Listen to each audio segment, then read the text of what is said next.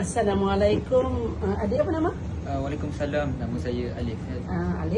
Alif, ibu nak tanya ya, tadi dah awak tekan link. Ibu nak tanya, apa makna kul? Kul maksud dia katakanlah. An-nasi An-nasi maksudnya manusia. suduri. Suduri maksudnya dada-dada. Al-jinnati Al-jinnati maksudnya jin. wa. Wa maksudnya dan. Berapa minit awak belajar? 5 minit. Sampai 5 minit? Sampai 5 1 minit ya? minit. 1 minit boleh ingat, terpaksa hafal. Hafal terpaksa ingat. Seronok tak? Seronok? Seronok. Suka tak? Hari ini sebenarnya rezeki. Ini adalah kalam Allah, bukan kalam siapa-siapa ya. Kalam Allah, insyaAllah ya. Moga adik, ibu doakan Alif jadi anak yang soleh. Dan terus boleh syiarkan di Quran ni supaya memartabatkan kembali Quran yang sudah lama anak-anak muda tak baca. Sekarang ni ibarat game lah, suka dalam ni main-main.